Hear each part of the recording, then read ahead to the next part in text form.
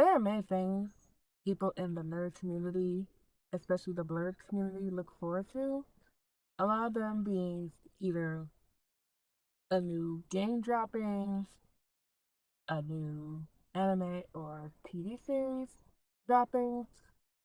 But what I think is by far the most pivotal for the nerd community would be convention. And it's pivotal more so now with all that's going on with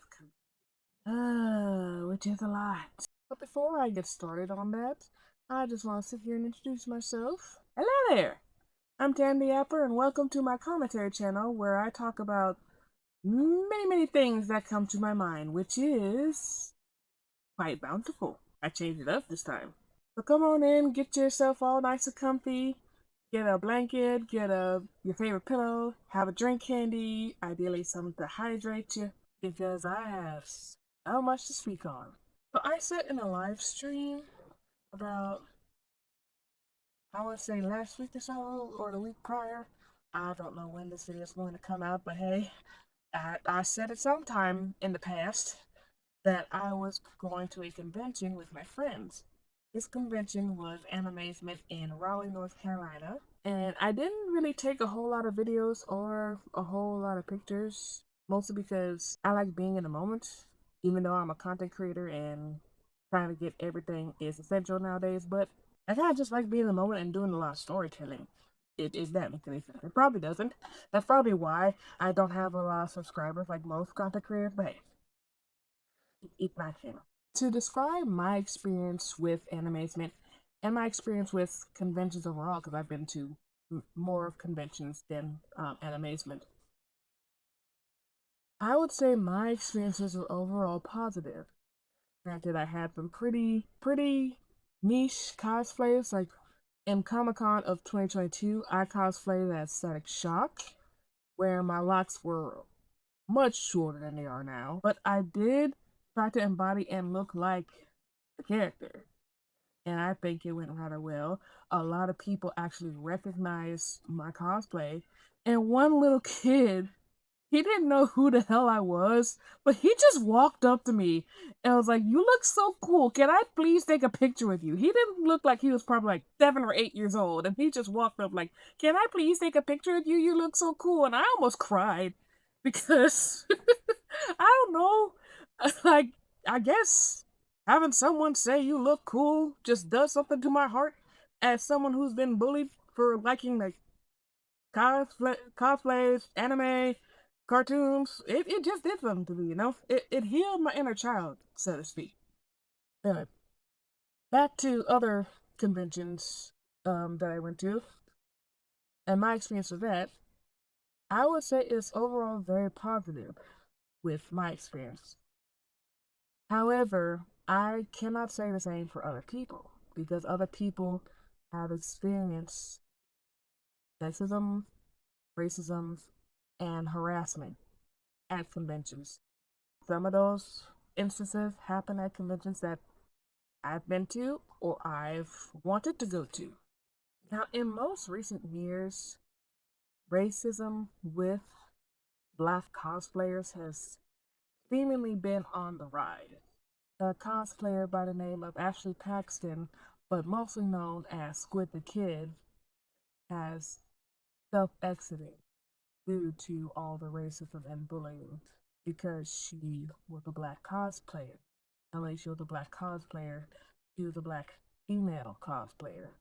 And the misogyny just runs so deep with the anime community and the nerd community as a whole. Misogyny is basically a bonding practice in the nerd community to hate black women, to harass black women, to want to ostracize black women from the nerd community. And we saw that full scale during DreamCon of 2025. But to refresh your guys' memory, back in 2025, DreamCon invited Megan Thee Stallion to be their celebrity guest. And since DreamCon is hosted by black men, you would think things will go over well. Come to find out, The DreamCon page and whoever's behind it was caught in 4K liking a bunch of Tory Lanez related comments in regards to Megan Thee Stallion.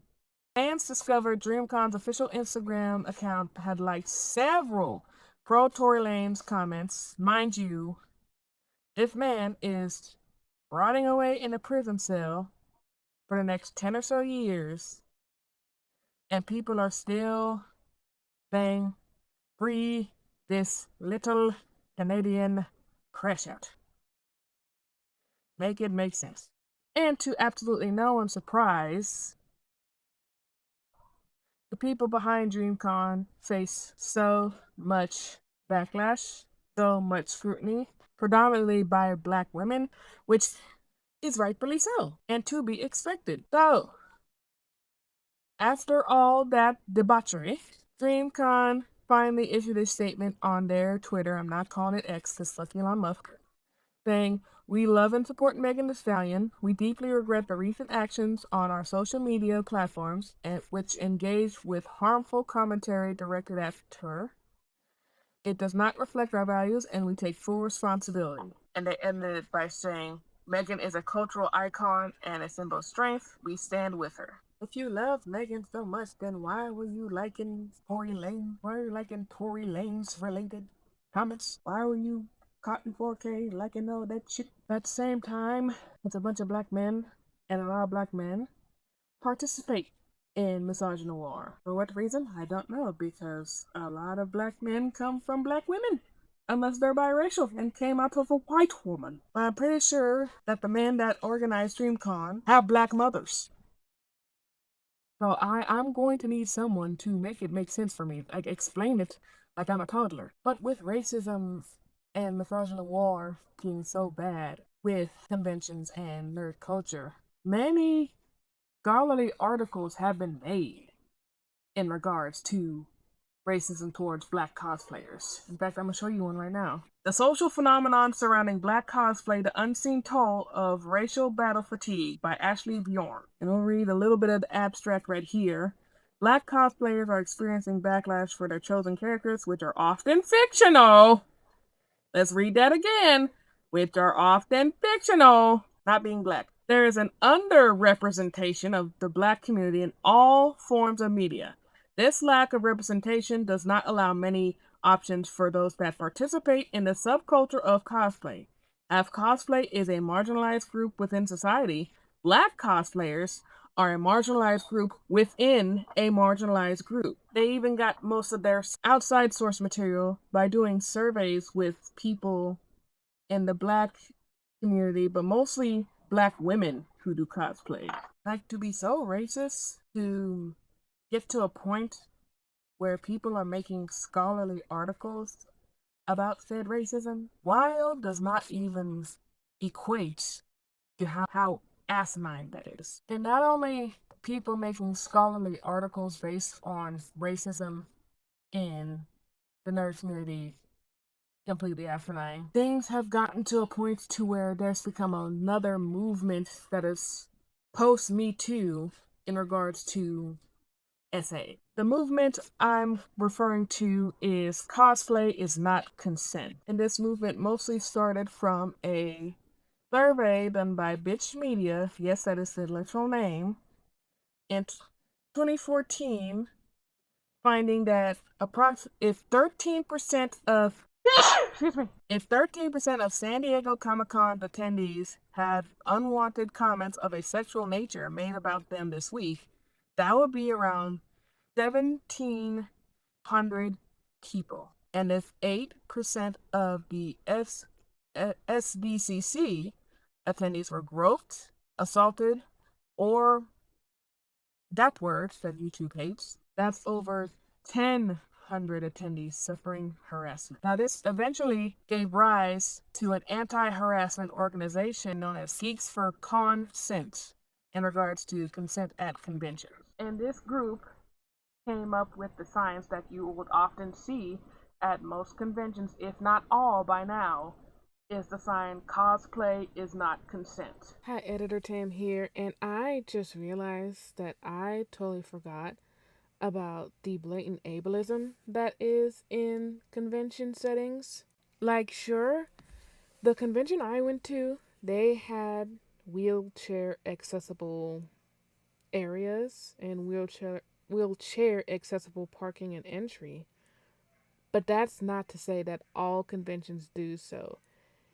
And there are some people that say, well, this character wasn't in a wheelchair, so why should you cosplay as that? Mind you, this is the same community that looks up to people like Professor Xavier, who was a wheelchair bound character. So I don't want to hear it. Like, the ableism genuinely runs heavy. And yes, I did see those signs walking into the convention to get my little my little lanyard and all that to say that cosplay is not consent. Which is true. Clothing in itself is not consent. Consent is a full on yes or no. If it's a yes, you're good to go. If it's a no, leave them alone. Plain and simple. And yet we still have to have this conversation of no means no or cosplay is not consent because people, and mostly men, don't understand the grips of constant consent. In short, there are so many ways to try and prevent things like this from happening. But as long as conventions are organized by mostly male figureheads, then not much is going to be done. Not much is going to change. When there are more women that are looking out for other women, being the figureheads and organizing conventions, then there'll be more change. There'll be less racial harassment. There'll be less racism. There'll be less sexual harassment. There'll be less case of sexual assault. And I've seen some people like mention this as well. But if we have more women only conventions and just make these other conventions just sausage parties, how some dudes want it to be, if we're being completely honest, they just want to be around other men and talk negatively about women, that's all they want, then a lot more women, predominantly black women, would feel safer. But that's all I have for right now, just to recount a little bit about conventions as a whole and my experience with the convention that I went to. Speaking of which, I also got me some more die for D&D. So I got the mystery die, a mystery package, and this really cool one that really didn't cost a whole lot. It's an eye. And I'll be able to tell you, but there's an eye in there. The Eye of Agamotto. Let's open this mystery dice real quick. Let's go ahead and open that. Then I'll get into my keyboard. I know I need to put some air in it. I feel like I'm one of those Pokemon card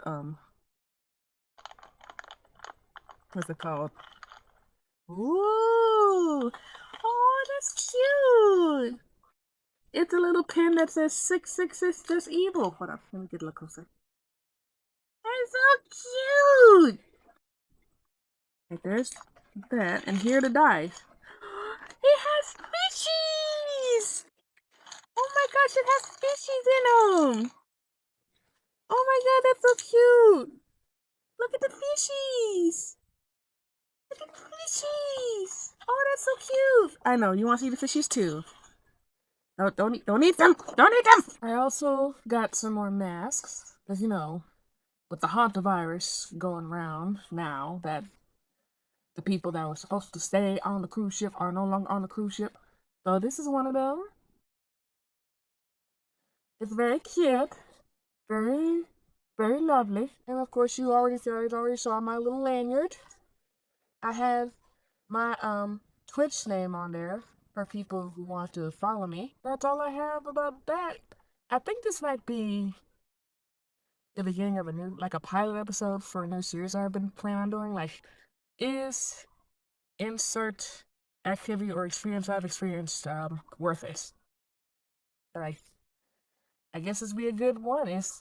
Are conventions worth it? Are anime cons worth it? Like, that's for you to answer in the comments. But anyway, thank you all so much for watching. I hope you enjoyed. If you really enjoyed, then like and share. And subscribe if you want to see more of this. For some of these, I might put them on the Patreon, mostly because some of this is very personal. And for stuff that's very personal, it's going to be behind a paywall. I'm so sorry. Anyway, subscribe if you want to see more. If you want to see more personal stuff, then my Patreon will most likely be linked somewhere, either in the description or in the comments, or I might just have it on my channel as it is. But wash your hands, stay hydrated, mask up. Now I'll catch you guys next time I have a critical think piece, or a think piece in general, or I just want to yap. Take care now.